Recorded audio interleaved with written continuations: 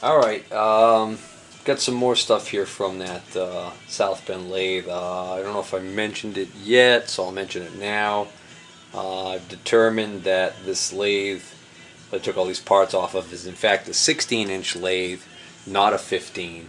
So the guy who really wanted a lot of the stuff, he no longer can use it because it turns out I've got all the 16-inch stuff. The good news is the 16-inch lathe parts are going to be a lot easier for me to sell than the 15-inch lathe parts. 15-inch parts are rare, but there are less of them out there being put back together or needing repairs. So anyways, first let me show you, I had showed you already this quick change tooling that was on that milling machine.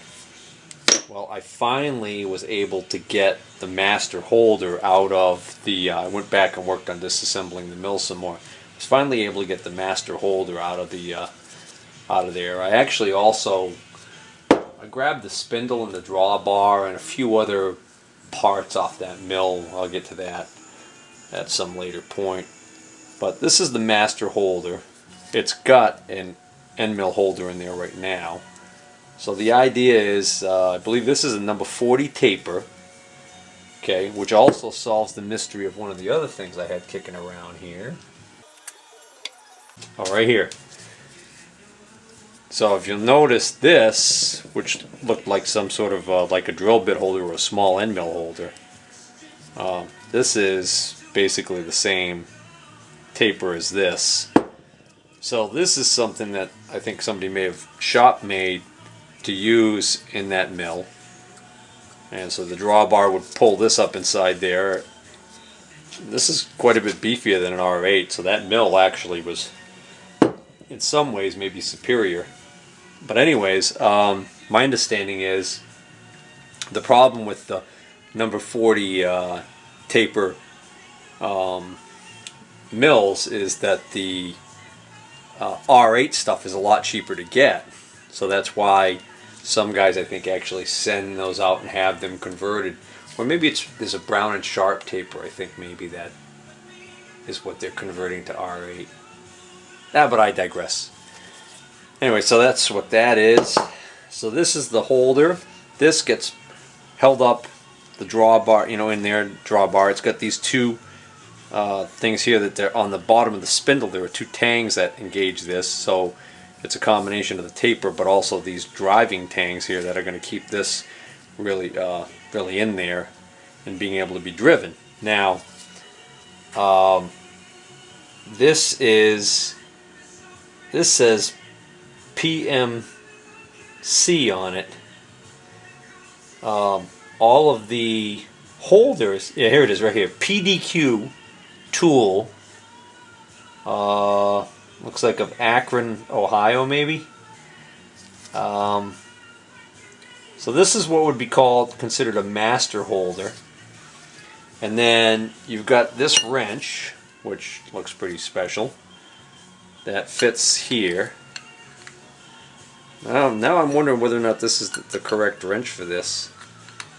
But this is what was on the milling machine when I got there, so I'm pretty sure this is what he was using anyways. So if this was on the milling machine right now, the idea would be that we would tap this wrench. That would spin this and unlock this and allow us to pull out this holder, and then you got basically in your hand something like this. And then if you have a bunch of these, now what you've got is, instead of having to use the drawbar every time you want to change an end mill, you would just use this quick change adapter. This, flip this thing, this comes out, slap another one in there, you're good to go. And then you would preload each one of these and have them in your rack there ready to go with either different size drill bits or end mills. So this alone has some value. These individually have not a lot of value, but as a complete set there's a pretty good value here. So I've got, just recapping what I've got a couple of these taper shank holders. That's either an end mill holder, that's like a large end mill holder.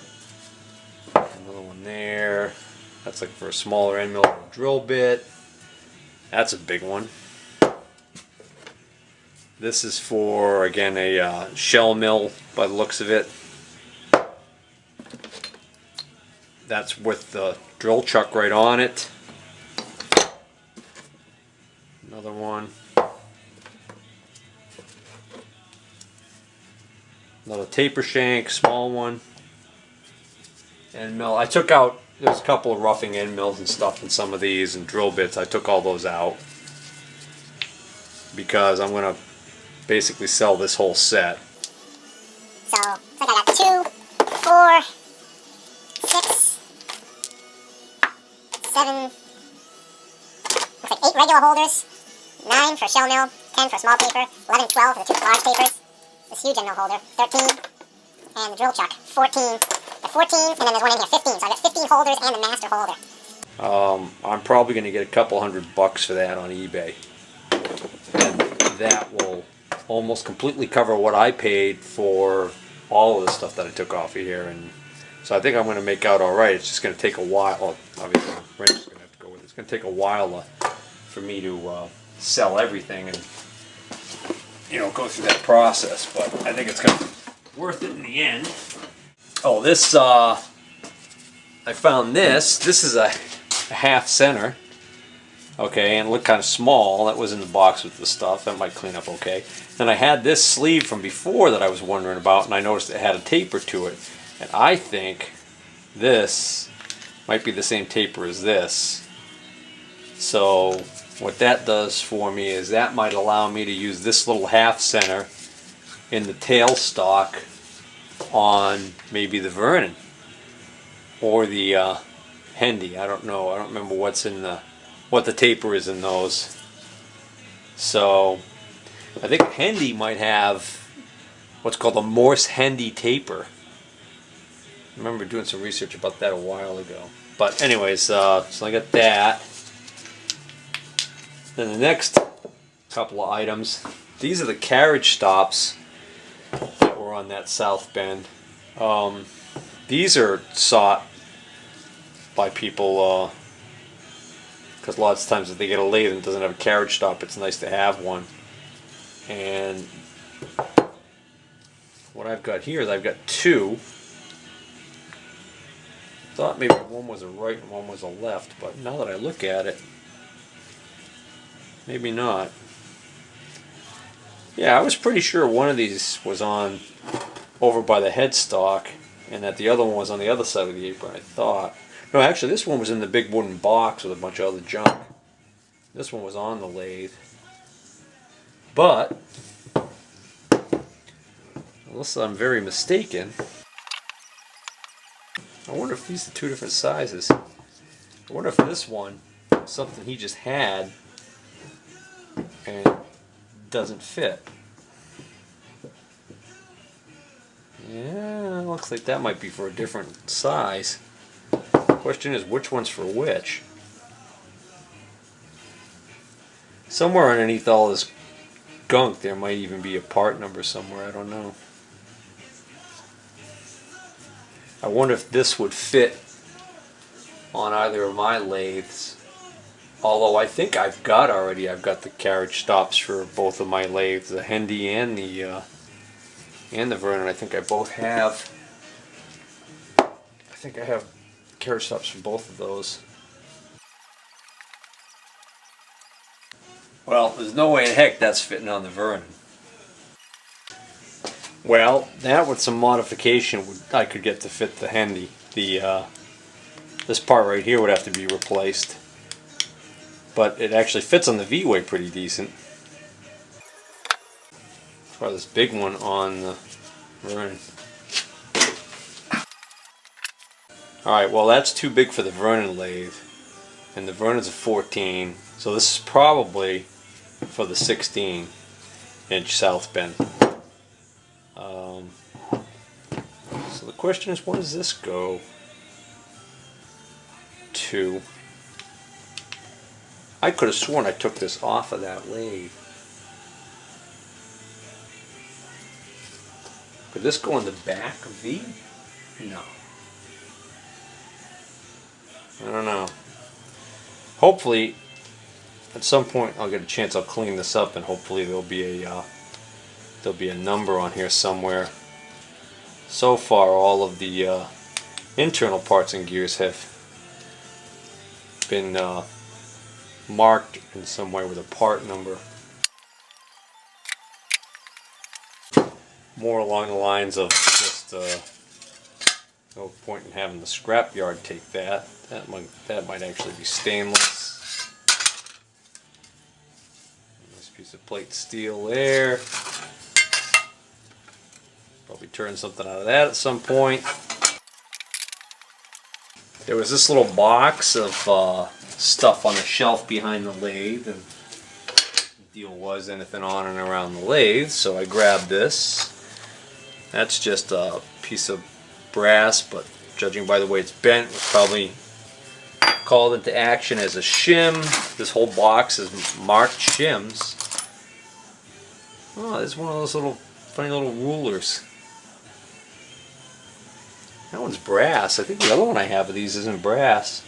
I'll tell you the other thing about it is the other one I have of these, this material, whatever it was here, was all broken.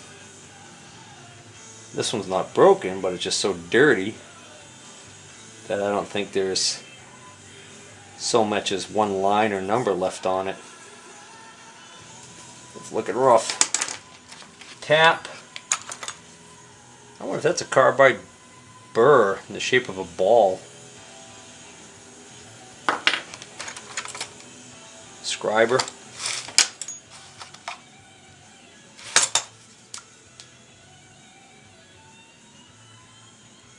Big brothers, big sisters.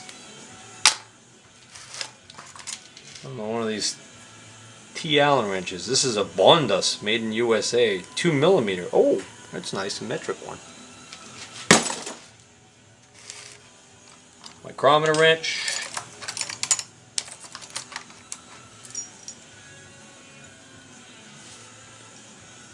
Small tap and 2, 4, 6 center drills, and then the rest of what's in here. Oh, another micrometer wrench. That's a funny one. And it looks like the rest of what's in here is just little small thin pieces of packing and shims, probably for setting the heights of cutting bits. All right. Another one of these wedges for removing tapered drill bits from their holders. Only this one looks like it's really been modified or something. So I'd already showed this thing. This was just laying around the milling machine, so I grabbed it because it just looked like maybe something I could use, but it's got a keyway in it, and I was trying to figure out what the hell that was. Well, now I got even more of a mystery, because same size bore, same keyway,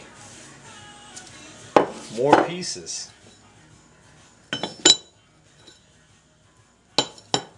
Got a series of discs or spacers. I'm wondering now if these actually are for a big horizontal milling machine. You know, whether or not these slid on the arbor to act as spacers to move the cutter into position or whatever. But, so I don't know.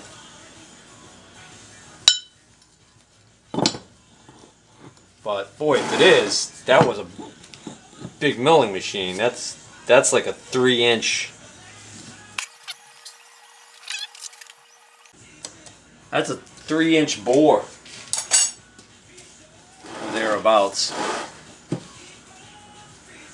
Guess that's gonna be just for scrap or something. Got a 5-gallon pail here. This is a reversing mechanism for that South Bend 16-inch lathe, and it's really basic how that worked. Basically, you've got, you can imagine this this gear is driving this gear, it's driving this gear, and then by design there's another gear that sits up here, I think, and what happens is when you flip this lever, that would determine whether or not this gear or this gear meshed with that other gear, and that's how you change direction. Real basic design. But these reversing mechanisms, I think without necessarily even all these gears on here, I think I've seen these sell for 50 or 60 bucks on eBay. With that. The heck?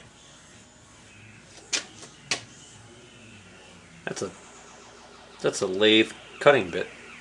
What the hell's that fall out of? Put that right in the parts washer. Along with this. This is sort of like a banjo bracket. And you can see why these would be sought by somebody. Apparently they were prone to breakage. This one broke off at some point and was repaired. Doesn't actually look like that bad of a repair. So I don't know whether or not that's going to have... I've seen these for sale on eBay too, but being that that's a repaired one, I don't know how much that's going to command. This is the lead screw support, and this is marked, looks like it's marked 16, 18, 5, which a lot of these parts are marked 16, 18 something, and my understanding now is that the 16, 18 means that this part was used on the 16 and 18 inch lathes, and that the 5 is actually the part number. It's just a piece of steel somebody started to grind into something. So if that's hardened. Well, I'm going to go in the scrap bin. Don't worry about it some other time. Found this on the ground there. Wasn't sure what it was when I grabbed it, but it says read and prints on it, and I just kind of had a feeling. Well, actually I don't know what that is now. It's a handle, obviously, for something. It says read and prints. I thought maybe it was a deburring tool handle, but now I don't know. That might be a... I don't know, would that hold a file? It's got a 6-sided hole in there. So, if anybody recognizes that, feel free to let me know what I got.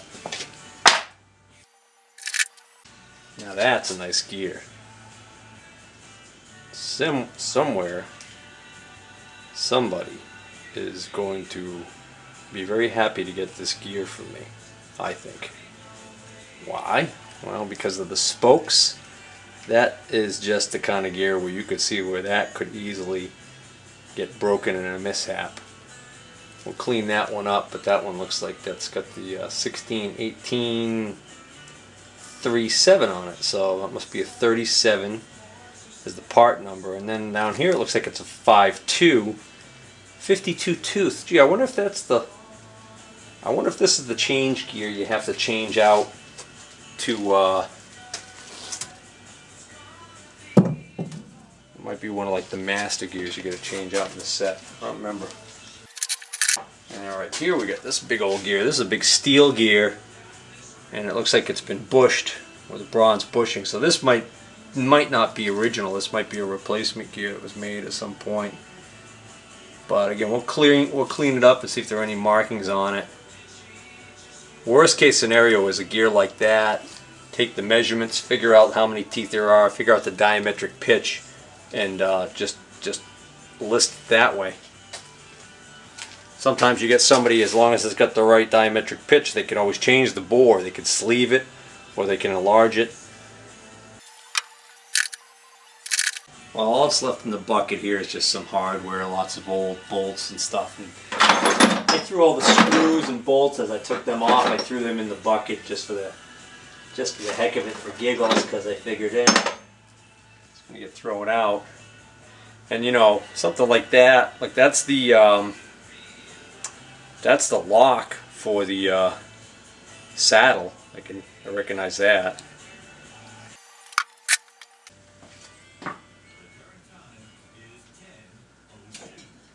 $10:02. It's 10:02. I gotta go to work tomorrow. Oh man, it seems like you just get down here. You're calling quits already?